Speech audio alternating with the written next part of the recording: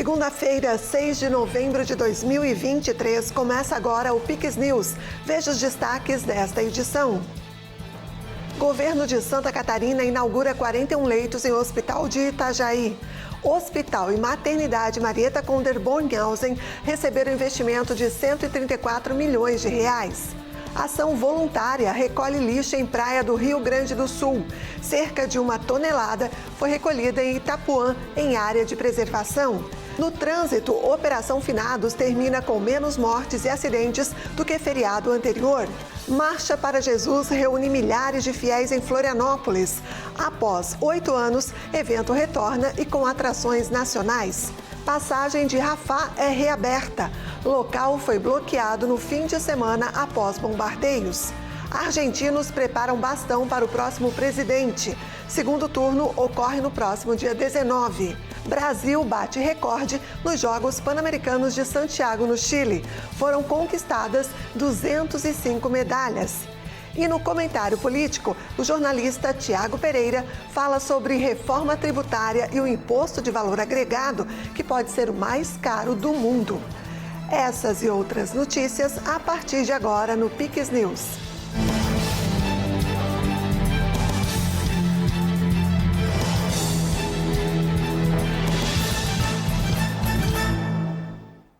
Olá, obrigada pela companhia. Nós estamos ao vivo, agora são 8h06. O governo de Santa Catarina inaugurou nesta segunda-feira 41 novos leitos de internação no Hospital e Maternidade Marieta Conder Bornhausen, em Itajaí. Os novos leitos estão localizados no 11º andar da torre do Complexo Madre Teresa e vão atender principalmente pacientes oncológicos. Esse é um importante investimento do governo na saúde pública de Santa Catarina. O hospital é referência na região e a ampliação da capacidade vai permitir que mais pessoas tenham acesso a um atendimento de qualidade. O aporte do governo para a construção da nova torre foi de 134,6 milhões de reais. O hospital é um hospital referência. Hoje é o maior hospital de Santa Catarina. Nós temos 428 leitos aqui. É um hospital referência, né? Pelo trabalho que as irmãs fazem aqui. Elas fazem um trabalho dedicado e a Secretaria da Saúde tem dado respaldo a isso. Nós vamos continuar investindo aqui para deixar cada vez melhor atendimento de todos os segmentos da saúde. Além dos 41 novos leitos de internação, o Complexo Madre Teresa também contará com urgência e emergência, centro de diagnóstico por imagem, ambulatório, banco de leite, 20 leitos de UTI adulto e 10 de UTI neonatal, além de 10 leitos de unidade de cuidados intensivos, 12 salas cirúrgicas, sendo 3 obstétricas. Central de materiais esterilizados e unidade de alta complexidade oncológica. Desses 428 leitos, 93% do atendimento é dedicado ao SUS, ao Sistema Único de Saúde. E nós, passando para 428 leitos, nós nos tornamos o maior hospital do estado de Santa Catarina.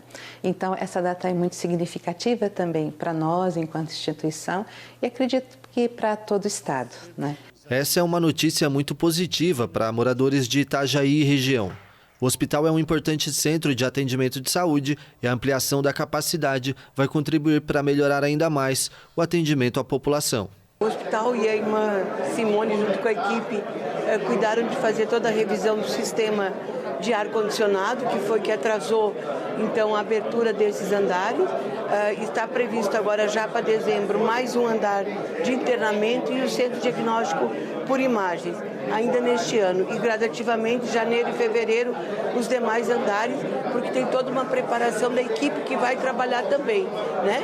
Tem toda uma organização dos profissionais da enfermagem e demais profissionais, porque não é só chegar e atender o paciente, tem que conhecer a rotina da casa e tem que ser preparados. Quando nós assumimos o governo, tínhamos 105 mil pessoas na fila sofrendo e agora, graças a Deus, com a ajuda dos hospitais filantrópicos, das organizações sociais, dos hospitais públicos, nós já conseguimos operar 100 mil pessoas. Eu acho que já estamos nas 105 mil. A secretária vai ter, essa semana, ela vai ter que nos dizer se já chegou, se já zeramos 5 mil antigos, porque os novos a gente deu conta. Esse momento para a gente foi muito importante, porque o governador Jorginho assumindo, juntamente com a secretária Carmen, eles têm esse olhar que eu acho um olhar muito importante, que é colocar para funcionar as estruturas já existentes. Porque às vezes o político entra com aquela concepção, vou construir coisas novas e acaba não olhando para aquilo que já existe na região e que precisa operar, que precisa entrar em operação. Então esse olhar é um olhar assim de muita sabedoria, muito importante para a gente. Esse apoio do governador, esse apoio da secretária Carmen, nós estamos muito contentes, né, de poder abrir esse andar. Queremos em breve abrir o CDI já no mês que vem, que é o Centro de Diagnóstico por Imagem. Ali nós temos uma ressonância, que é um serviço que falta para o hospital e para toda a região. Depois, na sequência, o nosso plano é abrir a estrutura nova do pronto-socorro para poder também atender melhor os pacientes. E assim nós vamos. Se Deus quiser, até o final de 2024, isso aqui está tudo funcionando. Após 8 anos, Florianópolis voltou a sediar a Marcha para Jesus. O evento reuniu milhares de fiéis no último sábado e contou com atrações nacionais. Uma multidão se reuniu no Parque de Coqueiros e terminou na Beira-Mar Continental. A manhã de sábado uniu mais de 50 mil pessoas, segundo os organizadores. O evento, que é declarado Patrimônio Cultural de Natureza Imaterial do Estado, busca unir a fé das pessoas, a solidariedade e a união em família. Família é a base de tudo. Começa o nosso dia lá e termina o nosso dia lá. Poder vir para a rua com os nossos familiares, com as pessoas que a gente ama. E mais do que isso, aqueles que de repente não têm o seu familiar de sangue, a sua parente, a gente bota embaixo do braço, assim também é a nossa família. Isso é ser igreja, isso é abençoar vidas, isso é servir a cidade e as pessoas e o nosso estado. Atrações nacionais como a cantora Cassiane, o cantor Thales Roberto e o grupo Avivá embalaram os fiéis. Para os organizadores do evento, a marcha, que não era realizada desde 2015, volta com força e vem carregado de muita esperança. Nós estamos resgatando depois de 8 anos que não havia marcha, né? Eu estou presidente 2 meses e em 2 meses a gente fez toda a mobilização da pastorada e está vindo todo mundo. E hoje aqui vai sair daqui umas 100 mil pessoas mais ou menos. É uma expectativa enorme e a gente está cheio de emoção para esse momento realmente se perpetuar. Ano que vem já temos data, vamos anunciar lá no palco e vai ser um sucesso, tenho certeza. A lei que tornou a marcha patrimônio cultural foi sancionada em julho deste ano pelo governador Jorginho Melo. Ele fez questão de prestigiar o evento. O estado de Santa Catarina é um estado de fé, é um estado de gente que acredita em Deus, vibra, trabalha, luta e dá bom exemplo. A Marcha para Jesus é um movimento histórico que mais de 30 anos abençoa vidas. Ela veio para que a gente viesse para a rua, para dizer que o Senhor Jesus é o Senhor da nossa cidade, do nosso estado e da nossa nação. A igreja resolveu sair das 4 paredes e vir para a rua para abençoar vidas. A importante lei sancionada pelo governador, com várias mãos envolvidas, veio com esse propósito. Não é um projeto de uma igreja, não é um projeto de um conselho, mas é um projeto de todo cidadão catarinense. Em Garopaba, no sul catarinense, a Marcha para Jesus foi transferida para o dia 2 de dezembro. A concentração será na Lagoa das Capivaras.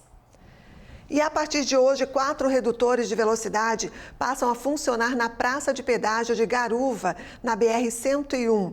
Os equipamentos vão fiscalizar a velocidade nas faixas de passagem expressa e registrar imagens de veículos infratores. Segundo a concessionária Artéries Litoral Sul, responsável pelo trecho, a velocidade máxima permitida na praça de pedágio é de 40 km por hora, mas o limite é desrespeitado por muitos motoristas. Com a fiscalização automática, deve aumentar a segurança de quem trabalha e também de quem precisa transitar a pé pelo local.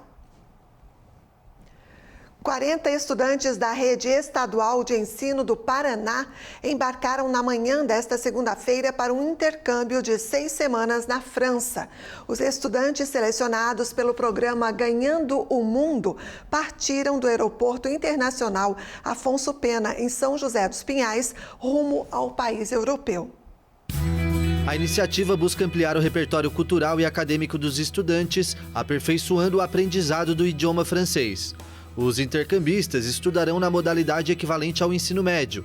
Ao retornar, se tornam embaixadores do programa, compartilhando a experiência com a rede estadual de ensino por meio de diversas atividades. A gente fica muito feliz porque o francês, ele já está fazendo lá no colégio estadual mesmo e está aprimorando o francês dele e as chances que ele vai ter também de seguir em frente e com 16 anos estar indo até a França com o projeto do governo, ganhando o mundo. Isso aí a gente acha que vai ter um diferencial na vida dele, Primeiro pessoal e depois na vida acadêmica dele, com certeza. O investimento nesta edição é de R$ 1.200.000. A Secretaria da Educação é a responsável pelos custos dos estudantes paranaenses com passagens aéreas e emissão de passaportes.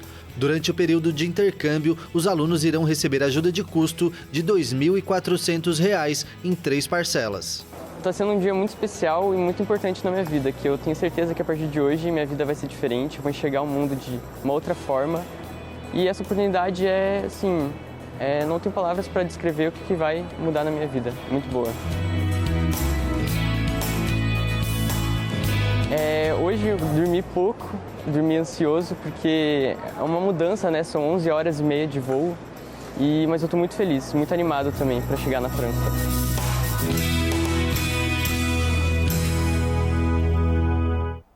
Cerca de 60 voluntários do programa Voluntariado da Secretaria do Meio Ambiente e Infraestrutura do Rio Grande do Sul se reuniram para realizar uma grande ação de limpeza na praia de fora do Parque Estadual Itapuã, uma das unidades de conservação do estado.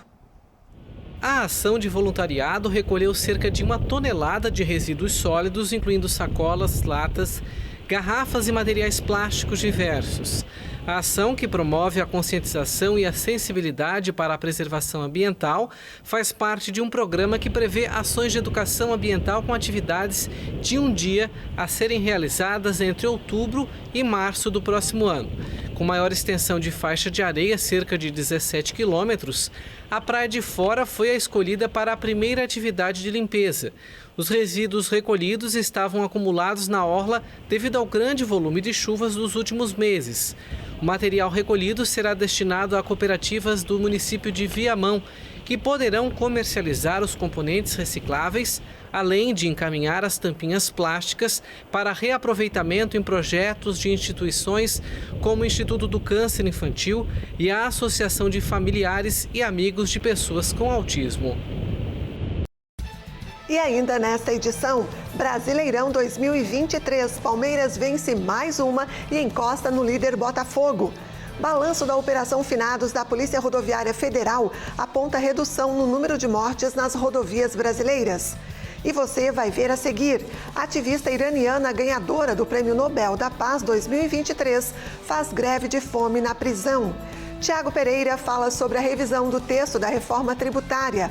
Fernando Haddad anuncia aumento antes mesmo da aprovação da proposta. Depois do intervalo, nós voltamos já. O governo do estado trabalha para garantir a permanência da família no campo e o futuro do nosso agro. Investe em pesquisa, linhas de crédito e mais tecnologia. Os projetos apoiam iniciativas, facilitam a aquisição de equipamentos e possibilitam a inclusão digital. Através da Secretaria de Agricultura, oferece cursos técnicos específicos para o jovem do campo. Aqui, o agro é levado a sério. Governo de Santa Catarina.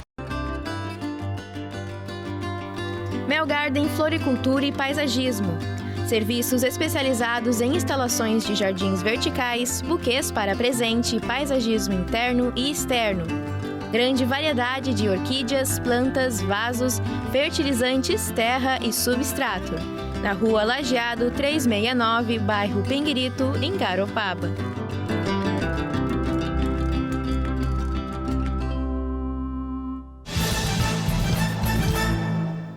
Estamos de volta com o Piques News. E o tradicional bastão que será usado pelo vencedor das eleições presidenciais na Argentina no próximo dia 19 de novembro tem percorrido o país. Por tradição, milhões de argentinos participam da fabricação do Cabo de Prata. Os argentinos ainda não sabem quem será o próximo presidente. Mesmo assim, esta oficina já prepara o bastão que será utilizado pelo vencedor das eleições presidenciais de 19 de novembro. O atual ministro da Economia, Sérgio Massa, ou o libertário de ultradireita, Javier Milei. O bastão é feito pelo ourives Juan Carlos Palarrols há décadas. Por tradição, milhares de argentinos participam da fabricação do cabo de prata. É por isso que a bengala tem percorrido o país no último ano e meio. Neste novo bastão, mais de 4 milhões de pessoas já trabalharam. Isso quer dizer que tudo se fortaleceu com o tempo. Começamos a nos conhecer e as pessoas começaram a querer trabalhar. Me ligam de todos os lugares. Durante a turnê do bastão pelo país, um livro coletou milhares de mensagens escritas à mão por aqueles que participaram. A maioria delas com votos de felicidade. O bastão tradicional é feito inteiramente de materiais argentinos. A madeira, por exemplo, é de urunday, uma árvore da província de Corrientes, no nordeste do país, conhecida pela rigidez e brilho natural. Eu digo ao presidente, você deve imitar as qualidades dessa madeira. Seja trabalhador, mantenha-se sempre reto, brilhe com sua própria resina, com seu próprio sangue ou com seu próprio trabalho e não seja corrupto. Espero que se inspire. O trabalho é realizado com materiais doados e é cobrado uma taxa simbólica de 1 peso. E a ativista iraniana Narges Mohammadi, Prêmio Nobel da Paz 2023, iniciou uma greve de fome na prisão. A informação foi anunciada pela família da ativista, que afirmou que se trata de um protesto contra a falta de atenção médica para os presos e o véu obrigatório para as mulheres. Mohammadi luta contra a pena de morte e pelo direito das mulheres. Foi presa e condenada em várias ocasiões. Ela está detida desde 2021 na prisão de Evin, em Teherã. Na última quinta-feira, a família da iraniana tinha denunciado que autoridades penitenciárias rejeitavam uma transferência para o hospital devido à recusa em cobrir a cabeça com o véu. Parentes alertaram que Mohammadi tem a saúde fragilizada e que um eletrocardiograma realizado na prisão indicava a necessidade de uma hospitalização urgente. A ativista recebeu o Prêmio Nobel da Paz em outubro pela luta contra a opressão das mulheres no Irã. O prêmio foi concebido depois de um movimento de protestos na República Islâmica, desencadeado pela morte sob custódia há 1 ano de Mahsa Amini, detida supostamente por ter violado o restrito Código de Vestimenta para as mulheres no país.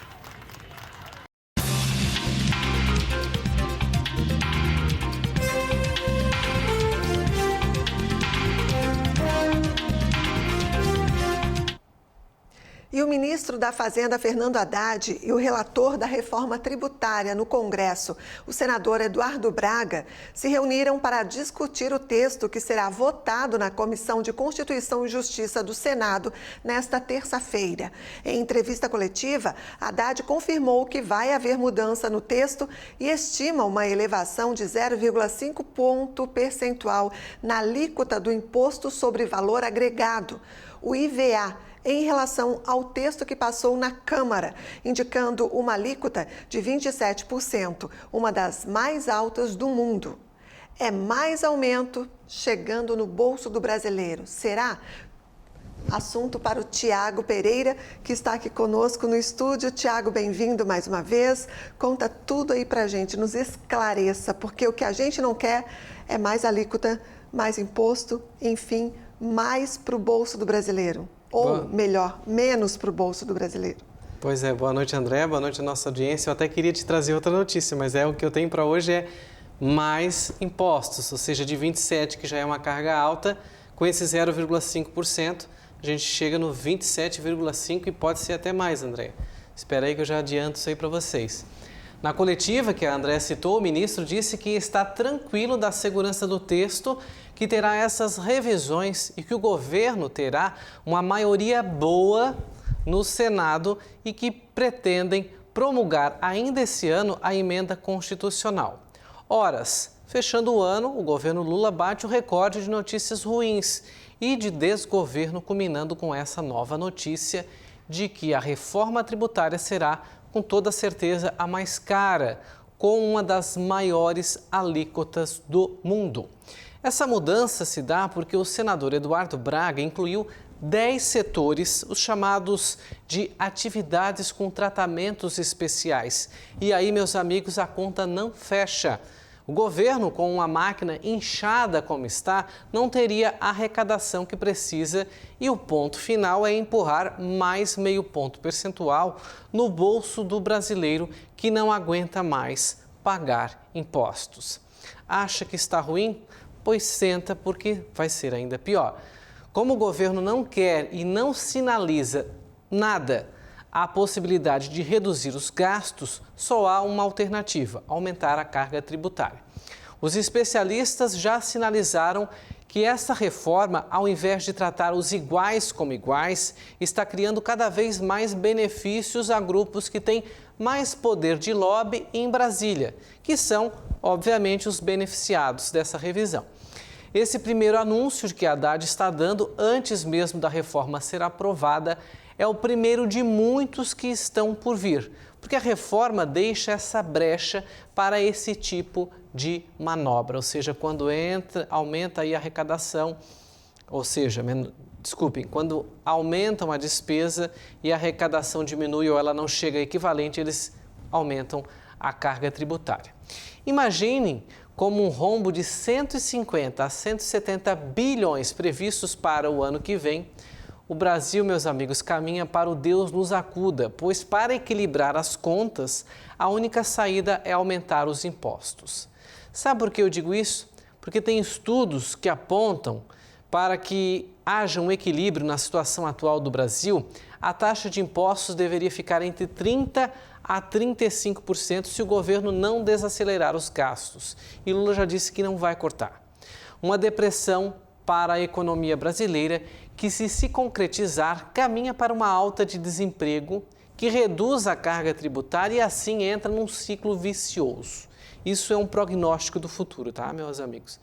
O setor de serviço, aguarde, pois será o mais afetado. Portanto, notícias ruins da economia. Amanhã esse texto deve chegar lá no Senado para uma nova discussão, para nova votação. Espera-se que ele retorne para a Câmara dos Deputados também e quem sabe lá os deputados se sensibilizem, porque como a Haddad falou, está tudo tranquilo, eles estão confiantes de que esse texto vá passar no Senado com uma carga tributária de IVA de 27,5%, eu digo, uma das maiores do mundo. Ela só perde, se eu não me engano, para a Noruega. É só um país que tem uma carga tão alta quanto essa que está se propondo para o Brasil. E como eu falei, é um ciclo vicioso. Se aumentam as cargas tributárias, as empresas freiam, elas reduzem postos de trabalho, é natural, a economia funciona assim, ela é um ciclo sim. Quem disse que não é porque está tentando enganar o povo. E aí com a redução de postos de trabalho, reduz a compra do consumidor final, a economia dá uma freada, com isso os impostos reduzem. Então, pensem bem, imposto reduzindo, arrecadação reduzindo, desemprego aumentando e o governo tendo que aumentar, é inviável. É um ciclo vicioso econômico que se caminha caso nada seja feito. Vamos aguardar os próximos capítulos aí dessa reforma tributária que está dando dor de cabeça aí na economia brasileira. Verdade, vamos aguardar. Tiago, obrigada e até a próxima. Boa noite e até quarta-feira. Até lá.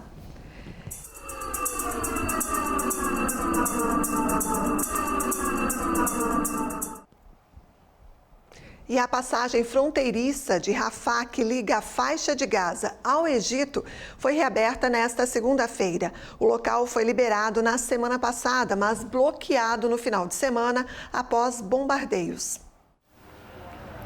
O terminal de Rafah, que liga a faixa de Gaza ao Egito, reabriu para permitir a saída de estrangeiros e pessoas com dupla nacionalidade bloqueadas no enclave palestino. Esta passagem fronteiriça abriu durante 3 dias na semana passada, durante os quais saíram dezenas de palestinos feridos e centenas de pessoas com passaporte estrangeiro. O local voltou a ser fechado depois de bombardeio israelense contra um comboio de ambulâncias na cidade de Gaza. O Hamas, grupo terrorista, impôs como condição para a reabertura que ambulâncias pudessem transitar para o Rafah.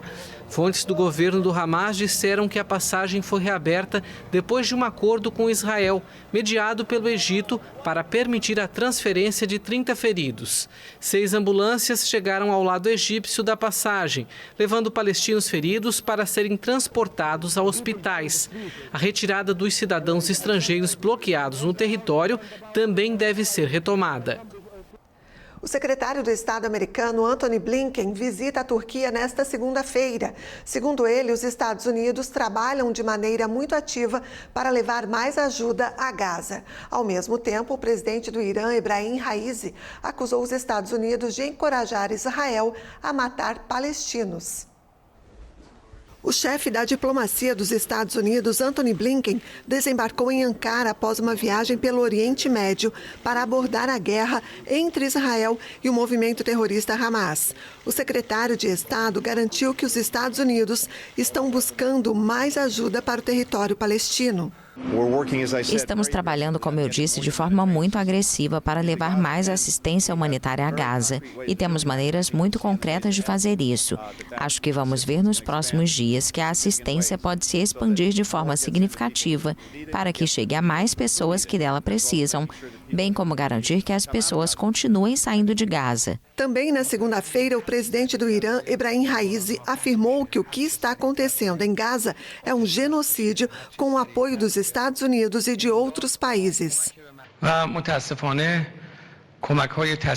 A ajuda dos Estados Unidos ao regime sionista está encorajando-os a matar e a cometer atos cruéis de negligência contra o povo palestino. O Hamas lançou uma série de ataques contra o território israelense no dia 7 de outubro, deixando 1.400 mortos. Desde então, o Estado hebreu declarou guerra e lança ataques constantes contra a faixa de Gaza, onde as autoridades afirmam que mais de 10 mil pessoas morreram, a maioria civis. E você vai ver a seguir. Operação Finados da Polícia Rodoviária Federal tem redução no número de mortes e de acidentes nas rodovias federais do país. Brasil bate recorde de medalhas nos Jogos Pan-Americanos de Santiago. Depois do intervalo, voltamos já. Somos a JJ Hotels Group. Com uma equipe especializada, vamos ajudar o seu hotel ou pousada a crescer nas vendas. Cuidamos de toda a parte de marketing e central de reservas, para que o seu hóspede tenha um atendimento privilegiado e a atenção que ele merece. Além de uma experiência de 10 anos no mercado, contamos com os melhores sistemas para o controle da sua hospedagem. Você se preocupa em receber os seus hóspedes, nós nos preocupamos em levar eles até você. Já pensou em estar em um lugar assim? É que visitar minha morada é viver um sonho acordado. E agora ficou mais fácil para ti me conhecer. Curta Garopaba na palma da sua mão. Mais que um aplicativo, um guia turístico de tudo que você pode fazer aqui. Tem praias, trilhas e calendário de eventos. Além do turismo cultural com boas histórias. Uma verdadeira viagem pelas minhas memórias. Isso tudo sabendo se tá quente, se tá frio, com a previsão do tempo. E até notícias, informações do horário de ônibus e de telefones importantes. Baixe agora mesmo, monte seu roteiro e curta Garopaba na palma da sua mão. Estamos de volta agora às 8h33.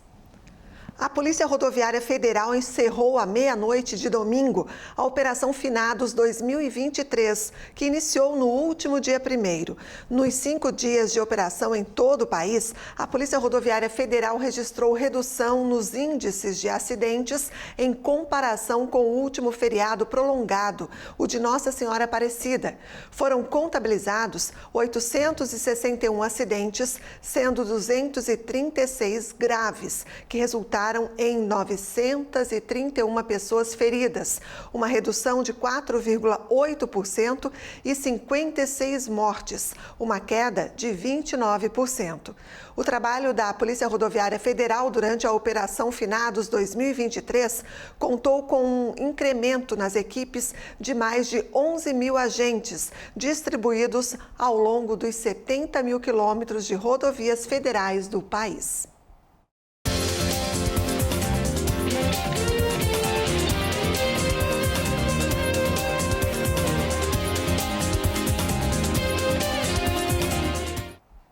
E o Fluminense conquistou a primeira Copa Libertadores da história do clube, ao vencer o Boca Juniors no último sábado por 2-1 no Maracanã, no Rio de Janeiro, em jogo decidido na prorrogação. Após 15 anos de espera, depois da chance que o tricolor carioca teve em 2008, os torcedores do Flu finalmente puderam soltar o grito de campeão. A festa da torcida se estendeu pela noite do último sábado no Rio de Janeiro. Muito feliz vendo esse título inédito para o nosso clube, para a nossa cidade linda, essa festa aqui é maravilhosa. É indescritível, ainda não tô na ficha ainda, parece mentira ainda. O Fluminense conquistou a primeira Copa Libertadores da história do clube, ao vencer o Boca Juniors no sábado por 2-1 no Maracanã, em jogo que foi decidido na prorrogação. Campeão da Libertadores, o Fluminense vai disputar o Mundial de Clubes da Arábia Saudita em dezembro e depois na nova edição nos Estados Unidos em 2025.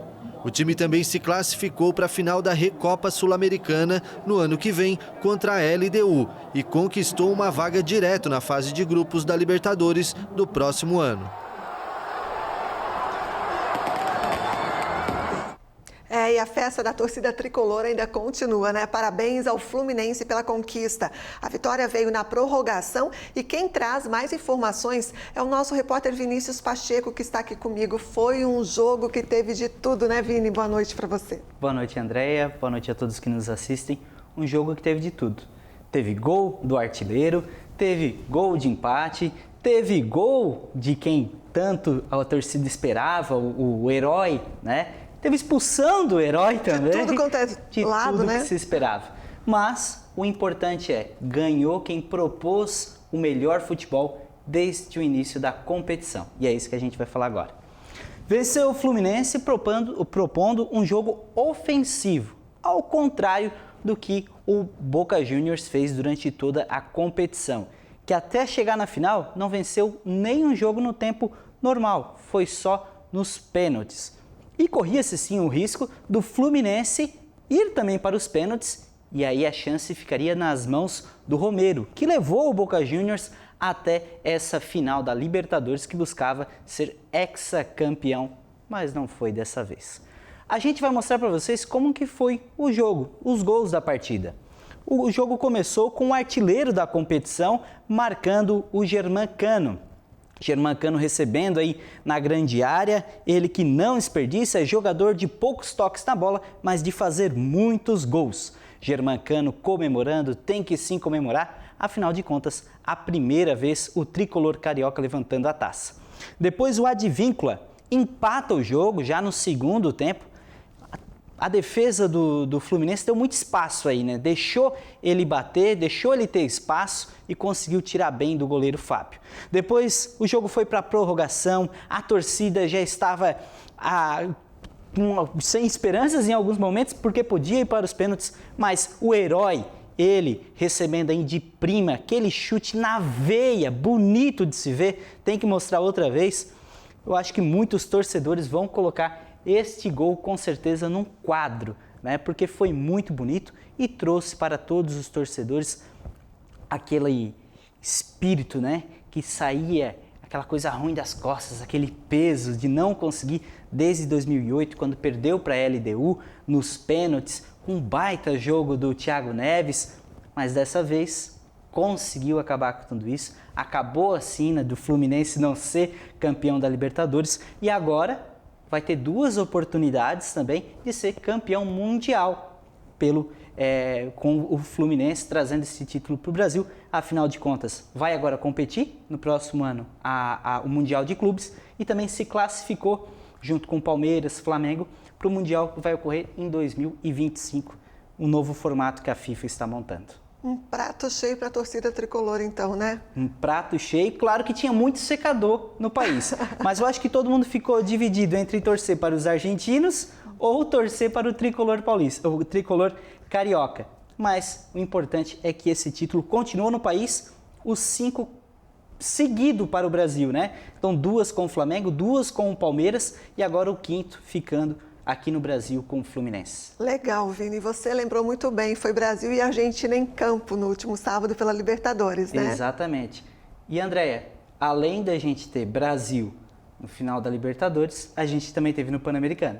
Oba, isso mesmo, os Jogos Pan-Americanos de Santiago, no Chile, terminaram e eu estou sabendo que com recorde para o nosso país. Conta essa história pra gente, Vini. Exatamente, Andréia, é isso que eu já vou falar agora mesmo. Os Jogos Pan-Americanos terminaram a competição em Santiago e deu o Brasil trazendo mais medalhas aqui para a gente. Trazendo medalhas, recordes e vagas para a próxima Olimpíada em 2024. E a gente vai começar, é claro, com a melhor parte, as medalhas. No total, foram 205, sendo 66 de ouro, 73 de prata e 66 de bronze, superando a marca de 2019 em Lima, quando conseguiu 169 medalhas. Nestes últimos 2 dias de competição, ainda deu tempo de conquistar 40 premiações. No sábado, o Brasil subiu ao pódio 35 vezes e recebeu 9 medalhas de ouro, 11 de prata e 15 de bronze. Ontem, dia do encerramento, Bárbara Ellen, no karatê feminino de até 68 quilos, e o tênis de mesa por equipes masculino conquistaram o ouro para o Brasil. Ana Machado ganhou 2 medalhas de prata no tiro com arco. Uma foi no individual feminino e a outra veio no misto com Marcos de Almeida. E para fechar, para encerrar, o bronze com Gustavo Bala Louco no ciclismo freestyle. Com tantas medalhas assim, o time Brasil conquistou 40 vagas para a próxima Olimpíada que deve ocorrer em Paris no ano que vem. Agora a gente vai conferir como que ficou o final do quadro de medalhas do Brasil, que vou adiantar para vocês. Segunda colocação, permaneceu e com recorde, como a gente já falou anteriormente. Os Estados Unidos finalizou liderando toda a competição no total de 268 medalhas. E como a gente falou aqui anteriormente, Brasil 66 de ouro, 73 de prata e 66 também de bronze. E ali na sequência a gente teve o México finalizando com 142 medalhas, Canadá com 164, mas perdendo para o México em quantidade de medalhas de ouro, e Cuba finalizando com 69 medalhas. Um detalhe, André, só para a gente trazer e para a gente fazer uma comparação com as outras edições. Em 2015, o Brasil ganhou 141 medalhas. Ficou também na segunda colocação. Na edição anterior, como a gente falou, em Lima, em 2019, foram 168 medalhas. E agora o Brasil conquistando 205 medalhas. Então, está cada vez aumentando, permanecendo no segundo lugar. Ou seja, dá para a gente subir ainda mais nesse pódio. Quem sabe um dia a gente sonhar em ultrapassar os Estados Unidos. Já imaginou? Bom demais, né? Sonhar não custa nada, é sempre muito bem-vindo. Essa expectativa, essa esperança e essa força com que os brasileiros passam para os atletas que merecem e precisam de todo o incentivo de todos os lados, principalmente, né, dos governantes, para impulsionar ainda mais o esporte no país. E só mais um detalhe interessante para a gente trazer também, falando em força, garra e determinação, quem tem muito disso são as mulheres. E foram elas, no Brasil, no time Brasil, que mais conquistaram medalhas.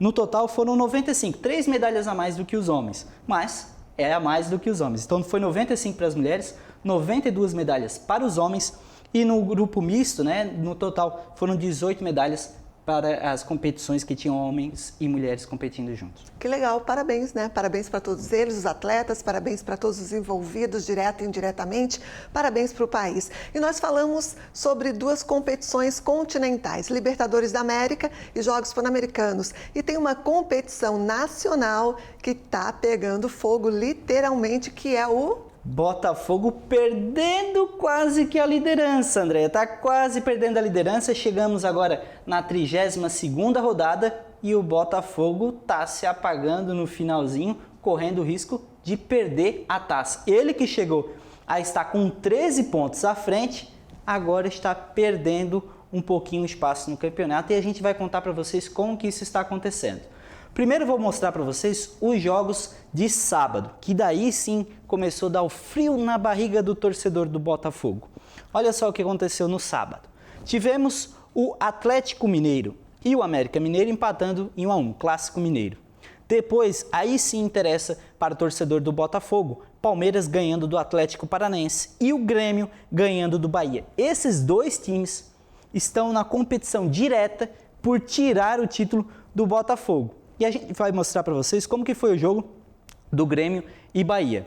Jogo de um golzinho apenas, decidido por Luiz Soares, o Luizito, atacante uruguaio, que está aí nessa indecisão se vai renovar ou não com o Grêmio. Ele fez 1-0 gol, você conferiu, placar magro, mas que trouxe 3 pontos importantíssimos nessa reta final para o Grêmio. E o outro jogo também, mesmo placar magrinho, logo no início do jogo, Palmeiras 1-0, e você vai conferir com a gente aqui como é que foi. Lançamento, o Palmeiras vai fazer uma enfiada de bola muito bem, o Endrick, esse garoto que tem muito futuro, 17 anos, decidindo para o Palmeiras, o porco aí, fazendo 1-0 em cima do Atlético Paranaense, que é uma equipe muito difícil, mesmo jogando fora de casa, não é fácil ganhar um Atlético Paranaense, e o Palmeiras conseguiu fazer 1-0 e com isso empatou com o Botafogo, mas daqui a pouco a gente vai mostrar para vocês como é que ficou essa tabela.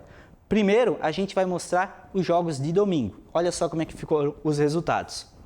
Fortaleza e Flamengo. Flamengo jogando fora de casa conseguiu um bom resultado, mas o Flamengo, eu acho que sonhar com o título é só no sonho nesse momento.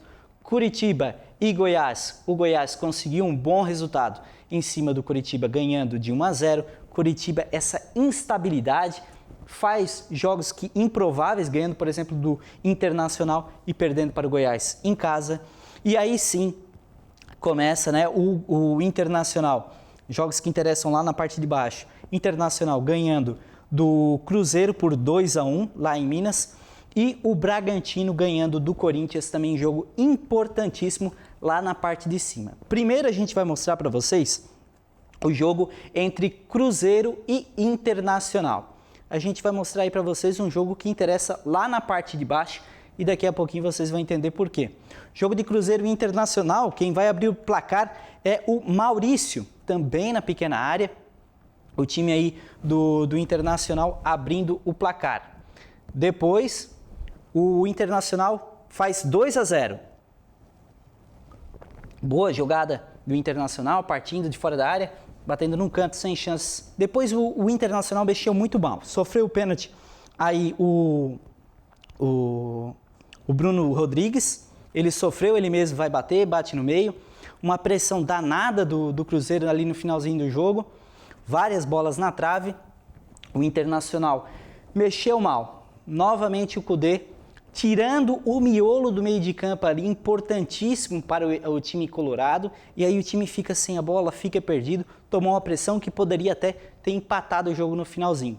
Mas o importante é que conseguiu há mais de 30 anos que o Internacional não ganhava lá no Mineirão pelo Brasileirão. Dessa vez conseguiu 3 pontos importantíssimos para não cair para a segunda divisão internacional. Chegou na semi da Libertadores, esqueceu do Brasileirão. Agora nessa reta final tem que brigar lá embaixo. Agora a gente vai conferir um jogo importante lá na tabela de cima, Bragantino e Corinthians. Belo gol também, jogada trabalhada aqui pelo escanteio. E ele, Elinho, manda lá na gancha, sem chances para o goleirão Cássio. Olha só o que o Elinho fez, partiu, chutou bem com a perna esquerda lá na gancha, fazendo 1-0 para a equipe do Bragantino. E a gente vai conferir, antes de mostrar a tabela, olha só, torcedores do Botafogo, a situação que a gente se encontra nesse momento, Andréia, Botafogo perdendo. A gente vai conferir agora como é que está a tabela de hoje. Os jogos de hoje, Vasco da Gama e Botafogo, jogando lá na casa do Vasco. Neste momento, o Vasco ganhando de 1-0. Daqui a pouco, às 9 horas da noite, acabando o jornal, você vai assistir esse jogão também. Santos e Cuiabá brigando lá embaixo para não cair. Mas o importante está aqui, ó. Esse jogo, nesse momento, do Vasco com o Botafogo, mexeu totalmente com a tabela. Olha só como é que está nesse momento a tabela do Brasileirão, reta final, 32ª rodada do Brasileirão. Botafogo, nesse momento, empatado com o Palmeiras com 59 pontos. Claro, é importante a gente salientar que o Palmeiras tem um jogo a mais que o Botafogo. Mas o Bragantino, ele está com 31 pontos e o próximo jogo do Botafogo é contra o Grêmio. Se por acaso, porventura, o Grêmio ganhar do Botafogo e o Bragantino também ganhar o seu próximo jogo, o Bragantino pode ultrapassar mesmo com o mesmo número de jogos e ficar na liderança dessa competição. O próprio Palmeiras também, se o Botafogo perder para o Grêmio, pode assumir a liderança por um tempo, enquanto tem esse jogo a mais. Mas aqui em cima, até o Grêmio, a chance ainda está aberta de até o próprio Grêmio ganhar, o Bragantino, o Palmeiras e o torcedor do Botafogo, que viu estar com 13 pontos à frente, está vendo o título sair pelos dedos, né? Sair aí pelo ralo, como a gente costuma dizer, né? Tá vendo sair ali as chances de ser campeão brasileiro novamente. Agora, lá na parte de baixo, com o Vasco da Gama ganhando, o torcedor do Cruzeiro que começa a roer as unhas, porque o Vasco da Gama empurrou o Cruzeiro lá para baixo, empurrou para a zona de rebaixamento. Logo na sequência a gente tem o Santos, que joga hoje. Se ganhar, vai ficar numa situação mais confortável, mas olha só como revirou. Daqui para baixo, do Bahia, todo mundo com 37 pontos até o Cruzeiro. Então tá tudo aberto. O título do Brasileirão ainda está aberto, ainda na 32ª rodada. E quem vai para a segunda divisão, a gente tem dois ali, o próprio Goiás e o Vasco da Gama brigando até os últimos minutos para não cair e estão mostrando que estão conseguindo. Agora, a gente vai falar para vocês que o Fernando Diniz, antes de ter a final da Libertadores, ele fez a lista dos convocados para a 5ª rodada das eliminatórias sul-americanas para a Copa do Mundo de 2026. E a gente vai mostrar para vocês os convocados. Aqui a gente vai ter, começando pela defesa, Alisson do Liverpool, Ederson do Manchester, o Lucas Perry do Botafogo, goleiro aí destaque desse Brasileirão, o Bremer do Juventus, aí começando a lista de zagueiros, Bremer do Juventus, Gabriel Magalhães do Arsenal, Marquinhos do PSG e Nino do Fluminense. Esse, claro, o Fernando Diniz conhece muito bem. Laterais, Emerson do Tottenham, Renan Lodge do Olympique da França e o Carlos Augusto do Inter de Milão. Virando a página, a gente tem a parte do ataque do Brasil. Começando pelo meio-campo, né? A gente vai ter André do Fluminense, também Fernando Diniz conhece muito bem. Bruno Guimarães, Douglas Luiz, pela primeira vez convocado também. Joelisson, Rafael Veiga do Palmeiras, jogando muito também. Rodrigo do Real Madrid. Atacantes, Endrick, esse sim estava merecendo bastante e eu acho que ninguém vai questionar essa convocação do Endrick. Gabriel Jesus do Arsenal, aí sim dá pra gente questionar. Gabriel Martinelli, Vinícius Júnior, João Pedro, Paulinho, Pepe e Rafinha do Barcelona. Pepe também primeira vez convocado, ele do Porto. Então essa é a convocação. Esses jogadores que foram convocados, que você viu aqui na lista, eles vão jogar no dia 16 contra a Colômbia, em Barranquilha, e depois, dia 21 de janeiro, contra a Argentina, no Maracanã, pela eliminatórias da Copa. Brasil que nesse momento está com 7 pontos. Só para finalizar, André, você que quer participar com a gente aqui no bloco de esportes do Pix News, eu vou deixar para vocês aqui o QR Code. Esse QR Code você pode colocar a sua câmera do celular ou anotar o número de telefone e comente para a gente o que você achou da última rodada do Brasileirão, sugestões, reclamações, se você quiser fazer reclamações do seu time aí, tá achando o técnico muito retranqueiro, se você acha que o Botafogo vai entregar esse Brasileirão, se você acha que o Vasco da Gama, Santos, Cruzeiro, qual deles que vão cair, fala aí pra gente o que você acha, aquela pegação de pé do futebol que a gente gosta, você pode mandar aí também pelo nosso QR Code ou anote o número do seu telefone, é sempre bem-vindo as suas sugestões e as suas participações aqui no Pix News, André. Que legal, gostei. Isso mesmo, muitas emoções. Já diria o rei Roberto Carlos, são tantas emoções. Exatamente. E eu acredito que até o último minuto do jogo a gente vai ter emoções nesse Brasileirão, André. Que reviravolta, quem podia imaginar, né? A vida é assim, afinal, no futebol não está sendo diferente. É aquilo que eu falei na semana passada. Instabilidade é o que mais tem acontecido nesse Brasileirão. Times grandes que a gente imaginava que seriam estáveis e que poderiam alcançar grandes resultados, fizeram com que agora, nesse final do Brasileirão, alguns apresentem um bom futebol, mas estão pagando pelo que não fizeram lá no início, e alguns que fizeram muito bem lá no início e agora estão pagando pelo mau futebol que estão aplicando, pela crise que criaram em alguns momentos. Ou a própria torcida do Botafogo, em alguns momentos, foi responsável por umas derrotas do Botafogo. criaram crises que não havia necessidade. E o futebol, querendo ou não, não é só jogado com as pernas, André. Ele é jogado também psicologicamente. Principalmente. Se o jogador ele não está se mantendo bem, se demonstra em algum momento ali a instabilidade mentalmente, isso aplica também dentro do futebol. Aquele chute que não era para dar, às vezes por conta da pressão da torcida, acaba dando no momento errado. O passe que era para dar de certa forma, erra também. Então isso afeta tudo lá reflete, no placar. né? Exatamente. E o Palmeiras chegando, Bragantino chegando. E agora a torcida do Botafogo perdendo as unhas. Esquentando ainda mais a competição nacional. Vini, muito obrigada e até a próxima. Até. E o Pix News de hoje fica por aqui. Lembrando que mais notícias você pode conferir no nosso site pixtv.com.br. A gente se vê amanhã. Até lá. Pix TV é conteúdo todo dia.